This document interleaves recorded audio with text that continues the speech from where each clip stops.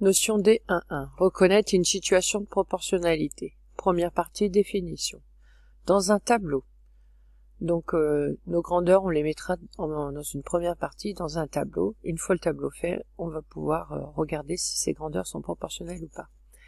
Si le quotient, donc le quotient c'est quand on fait une division, entre le nombre de la seconde ligne par le nombre correspondant de la première ligne, donc ça veut dire dans la même colonne, si ce quotient est toujours le même, donc ça veut dire qu'il va falloir calculer plusieurs quotients, à chaque fois le nombre de la seconde ligne divisé par le nombre de la première ligne qui lui correspond, donc par colonne.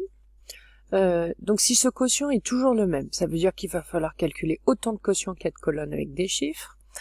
On fait nos calculs, on obtient le même nombre. Qu'est-ce qui se passe alors? On dit que les nombres de la seconde ligne sont proportionnels à ceux de la première ligne, et ce quotient s'appellera le coefficient de proportionnalité. Attention, ça sous-entend qu'il y a un ordre dans vos lignes. Au niveau du sens de ce que l'on fait, il faudra bien faire attention à être cohérent avec le tableau que vous avez construit. Même si on inverse les deux lignes, il y a aussi proportionnalité. Le coefficient de proportionnalité ne correspondra pas à la même chose avec les mêmes unités, donc c'est important. C'est lié vraiment à comment vous allez faire votre tableau. Exemple de grandeur proportionnelle dans la vie courante. Donc la quantité de farine dans un gâteau, le nombre de personnes. Donc quand vous faites une recette de cuisine, plus on a de personnes, plus il faudra de la farine ou un autre ingrédient. La distance sur une carte est la distance réelle. Donc comment on passe de l'un à l'autre. S'il n'y avait pas proportionnalité, on ne pourrait pas le trouver. La distance parcourue, la durée du parcours. Donc là, quand on roule à une vitesse constante ou qu'on marche à une vitesse constante, donc il y a proportionnalité. Le prix payé pour un plein d'essence et le volume acheté. Donc etc. Donc le prix payé avec un volume, quand vous remplissez le réservoir d'essence ou de carburant en tout cas, on voit bien le prix qui défile en fonction du volume que vous mettez dans votre réservoir. Donc deuxième exemple, exemple d'application. Donc c'est ce que vous aurez à faire dans les exercices. Le tableau ci-dessous représente la consommation de carburant d'une voiture en fonction de la distance qu'elle a parcourue. Donc quand vous faites un tableau de proportionnalité, il faut absolument que votre tableau soit complet. Donc soit on fait juste de la technique où il n'y a que les nombres, soit ça correspond à quelque chose de concret comme ici, et du coup, vous voyez au bout de chaque ligne, il y a ce que ça représente avec les unités. Donc dans votre tableau, on met bien des grandeurs avec des unités, et pas simplement des mots. Donc là, il faut faire attention, c'est un sens vraiment mathématique, c'est un sens physique aussi au niveau des grandeurs physiques qu'on va utiliser. Donc ce qu'on mesure en kilomètres, c'est bien une distance parcourue. On peut parler de longueur, mais quand c'est en kilomètres, c'est des grandes longueurs, donc on parle plutôt du mot distance. Et ce qu'on mesure en litres ici, on a mis consommation de carburant, on mettra dans d'autres exercices volume de carburant. Alors, dans la méthode, on vous dit qu'il faut faire autant de quotients qu'il y a de colonnes avec des chiffres. Donc là, moi, dans mon tableau, je vois qu'il y a 4 colonnes avec des chiffres. Première colonne, on dit le nombre de la seconde ligne. Donc attention, il faut bien faire attention, c'est le bas divisé par le haut. Donc on calcule 4 divisé par 50. Alors, ce calcul-là, soit on le fait facilement, soit on le met... soit on utilise la calculatrice. Donc ici, pour diviser par 50, on pourrait, on écrit que ça fait 8 centièmes, en faisant le double en haut et en bas, et donc on obtient 0,08. Ça, c'est une valeur exacte. Ça, c'est le premier calcul. Deuxième calcul, 8 divisé par 100. On compte que ça fait encore 0,08. Troisième calcul, 18 divisé par 225. Alors si je voulais simplifier, il faut que j'utilise les critères de divisibilité, comme 225 est grand. Donc 1 plus 8, ça fait 9. En bas, 2 plus 2 plus 5, ça fait 9. Je me rends compte que le numérateur et le dénominateur sont tous les deux divisibles par 9.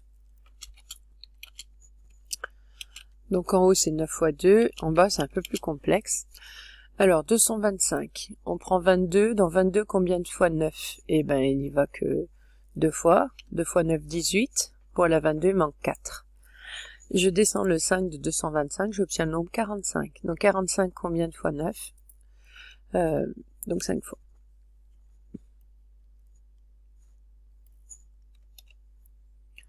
Une fois que j'ai simplifié, j'obtiens 2 sur 25. Si je multiplie par 4, on obtient 8 centièmes. Et ça fait encore 0,08. Je simplifie par 9 ce que j'ai fait.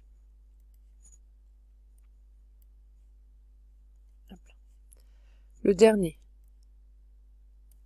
14 divisé par 175. Donc ici, je me rends compte que si c'est égal à 0,8 comme les autres, il faut que je puisse simplifier. Donc 14, c'est 7 fois 2, donc il faudrait que je vérifie si en bas on est bien dans la table de 7. Alors pour cela, hop, je vais l'écrire dessous, au-dessus, on va faire intituler. 175.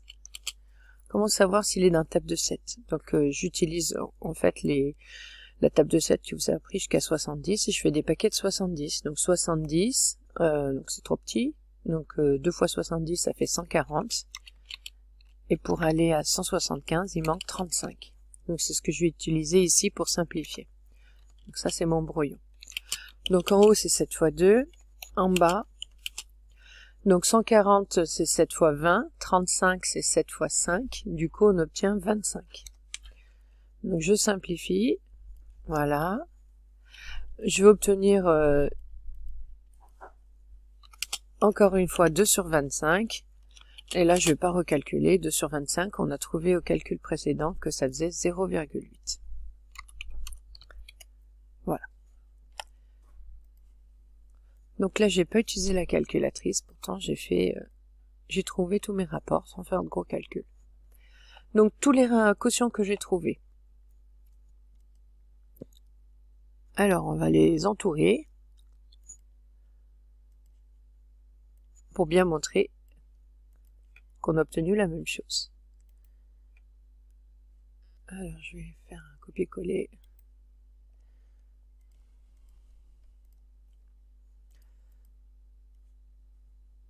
Il y en a 4.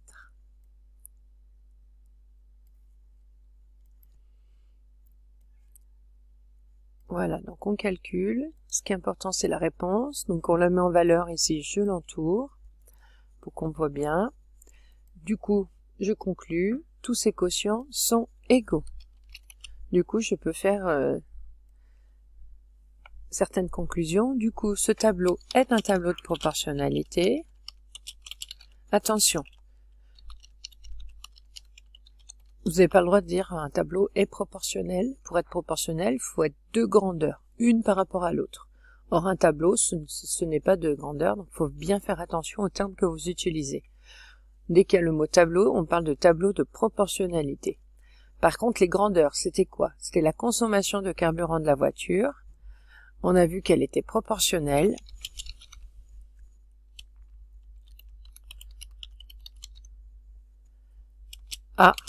à quoi? À la distance qu'elle a parcourue. Donc faire attention, cette phrase-là, c'est par rapport à mon tableau. C'est la deuxième ligne par rapport à la première. Le coefficient de proportionnalité, eh ben, c'est le coefficient qu'on a trouvé, c'est 0,08. Donc là, c'est pareil, ce coefficient, il a un sens concret par rapport à mon tableau, et donc il faut faire attention au sens de vos lignes. Donc c'est ce que je vous mets là en remarque. Le coefficient de proportionnalité ici représente la consommation de carburant pour 1 km parcouru. C'est comme si dans le tableau, j'avais rajouté une colonne ici, où j'avais mis le 1. Et donc là, j'ai 0,08. Donc c'est ce coefficient, on le lit comme ça. Donc je passe de la première ligne, je fais fois 0,08, j'obtiens 0,08. Et donc ce coefficient, c'est bien un nombre de litres obtenu pour 1 km. Deuxième exemple, une salle de cinéma propose des cartes d'entrée prépayées. Donc nombre d'entrées sur la carte, c'est la première grandeur. Deuxième grandeur, prix de la carte avec une unité. Premier calcul, 30 divisé par 5. On rappelle, on fait le nombre du bas sur le nombre du haut. Ça se calcule bien, c'est 6. Je l'entoure.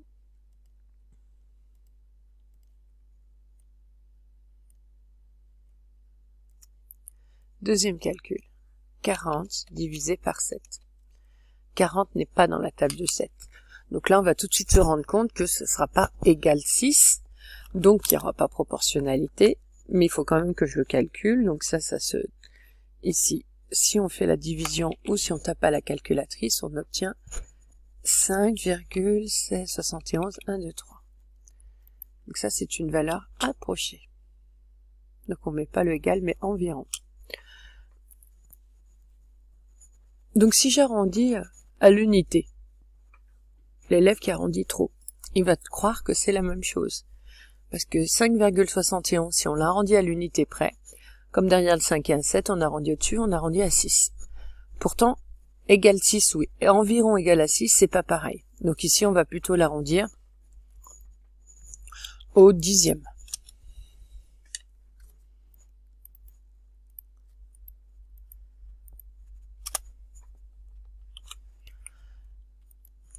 Donc il faut bien comprendre que c'est pas environ égal, hein, mais ça doit pile être égal.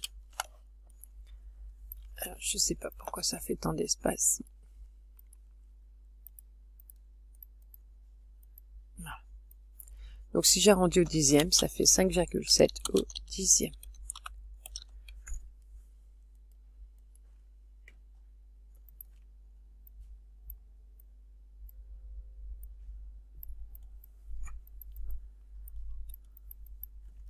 Alors,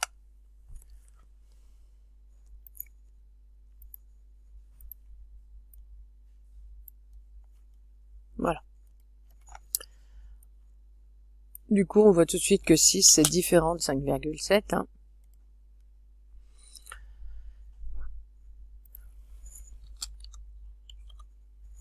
Les deux quotients, du coup, ne sont pas égaux. Donc ce tableau n'est pas un tableau de proportionnalité.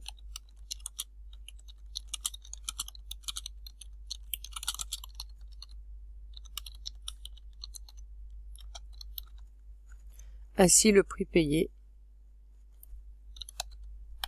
n'est pas proportionnel